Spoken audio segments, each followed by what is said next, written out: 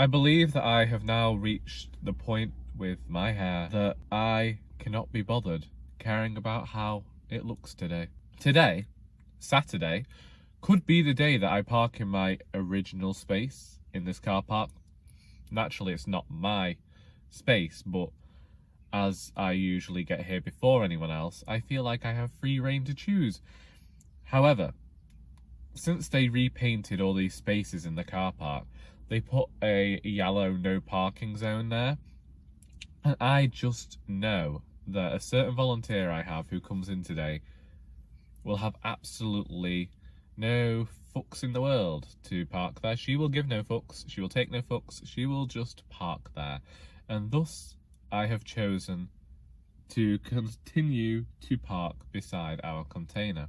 Also, I realised that I maybe shouldn't use the F word if I'm planning on releasing a children's book, because their parents might discover this channel and they may be supremely dissatisfied to see a children's author using such profane language. I'm aware I haven't put any bookish content on here this week. I'm also aware that that second Victober video I mentioned probably doing didn't happen. I'm going to take you through my week as I usually would. Tuesday was the day I was planning on doing my next Victober video. I hadn't decided what recipe I was going to make, but I had decided that it was going to be about me finishing Wuthering Heights. And Tuesday morning came around. My sister asked whether I wanted to go on a walk around Macclesfield Forest. I thought yes, because I like a walk. It's autumn and I haven't been around Mac Forest in a while. So I went and did that. I'd been displaying cold symptoms for a few days and then it just dramatically got worse on Tuesday and then seemed to stop on Wednesday.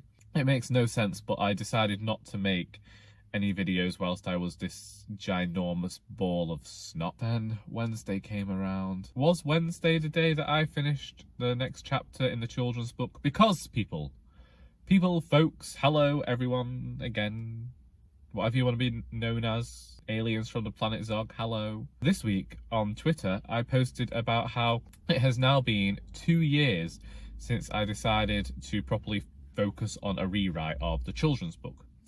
As we know, that lasted until February of 2018 when I ended up writing the secret book, but then that stopped in August of last year. And whilst I've written Doris Ahoy since then and made a start on the final Doris book, it's been 2 years.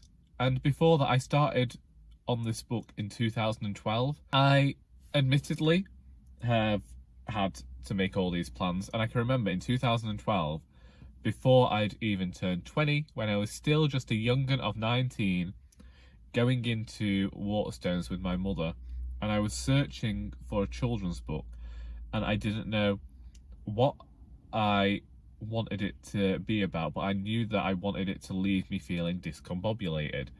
And I always use that word incorrectly, but it's this sense of whimsy, but also this sense of adventure and maybe the possibility of some terror in there. I couldn't find the book that I wanted on that day, and I remember saying to my mum, it's fine, I'll write it.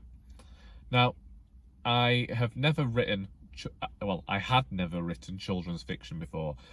That was still in the days when I was primarily focused on young adult literature. I was working on Our Doris at the time, but it was never going to be a book, and I'd never built the world to the level that it's at today. I started it that year. I made plans. I decided to handwrite it at first, and I had the characters down. But, and this is the part of the story that I don't tend to share because it sounds very disparaging, I think would be the word. It sounds as though I am throwing out criticism, and that's not what I intend to do. However, whilst writing this children's book, I happened to be on Tumblr a lot more.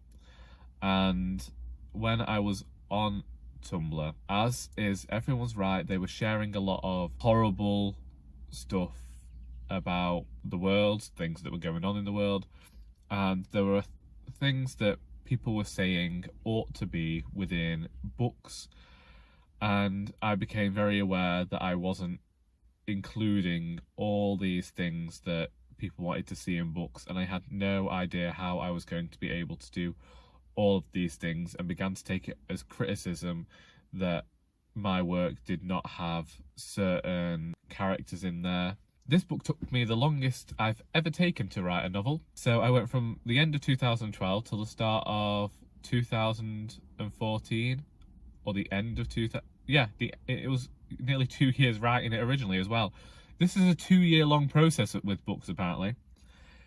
And so I finished that one, and then Our Doris came around, and then I decided to have the tiniest, littlest, minor bit of what some people may refer to as a breakdown, and I refer to as the period of unfathomable sadness, in which I was made redundant, the grandmother was diagnosed with cancer, then I wasn't made redundant, but I was sent to this shop, and everybody else was made redundant, and then I ended up with what my doctor decided to term as survivor's guilt.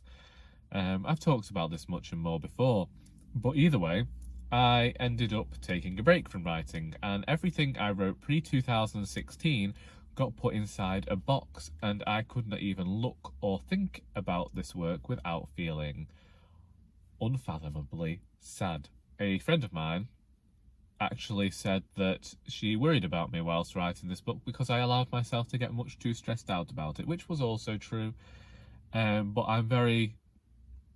I care about this book a lot, and I fear all the time that it's not going to turn out well. I didn't work on this book. I didn't even look at it until the end of 2017. By then, another 2 years have passed, and well, is it nearly 3 at this point? It's nearly 3 at this point, and I think it's probably time for me to go back. But when I did, I had a huge realisation that whilst I enjoy the story and I enjoy the writing in there, and sometimes I read it and can't believe I wrote that, I actually hadn't really included any answers to questions, any story. The plot just seemed, if there was plot there, just jumped around a bit. And it's not until I'm rewriting it now that I'm trying to fix these problems, and also I'm using what I've learned from writing Doris in this story to help me get through it. And I think that it's more coherent. I believe that I have now figured out some of the answers myself. I know what the book is doing overall, and I know what I want the story to be about. Admittedly, this change in story has also changed some of the characters, but I think it's given me a more well-rounded antagonist, and I'm proud of that. It's just if I could get the thing written, which is why I'm now taking the time out, 10 minutes in, to focus on getting this children's book finished, because this is the one that I want to send off to agents, that I want to try and get traditionally published. That I fear a lot about this book because I feel a lot about this book. I feel like it needs a lot of people behind it to achieve what I want it to achieve. This was always my intention. Even when I was bringing the Doris book out the first time, I was thinking this is fine to independently publish this, but when I go back to the children's book, which I'd planned to do after Doris, then I will traditionally publish it.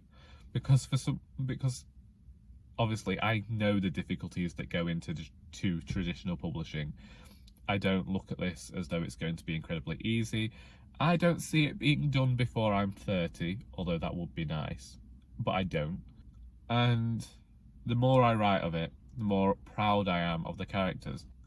Hopefully, I can speed up the process of writing the book, because I've got a plan for 4 sequels.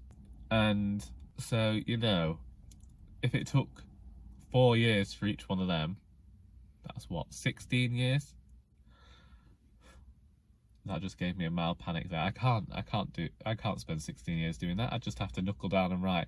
I'd have to do exactly what Steve Donahue says and just get it written and not think about it. Also, because I do actually have other books planned in that time, you know, final Doris book, entire not series of books, but other books set within Partridge Mews, a giant book that I've been talking about writing for years. That's not about a giant. I shouldn't say that. Anyway, so that's where I am this week, which then led me to buying loads of children's books, despite the fact that I don't have many funds.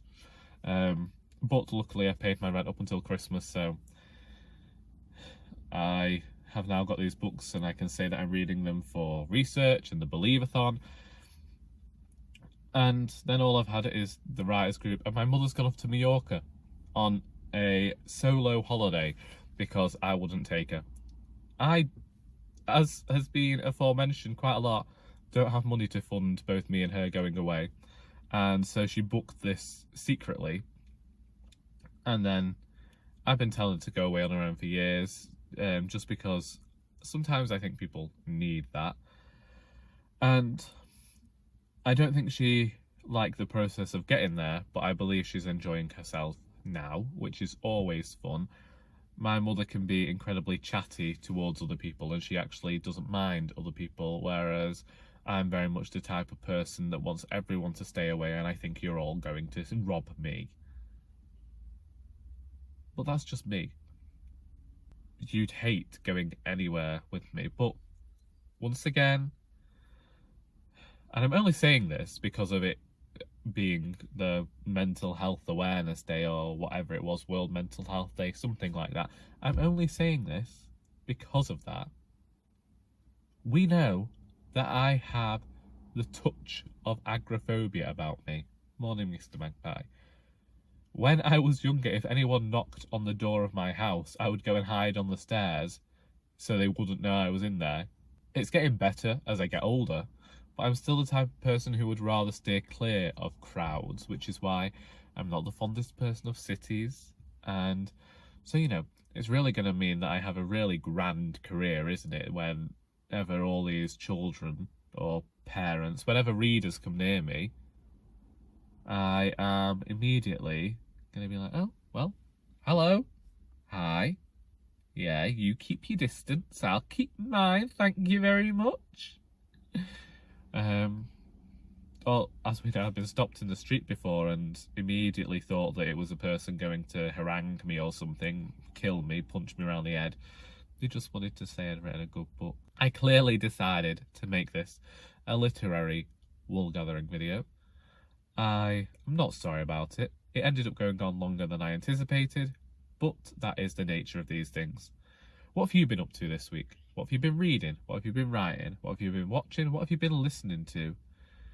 I'll probably come back tomorrow to actually talk about what I thought of Wuthering Heights this time around. And until next time, that is all.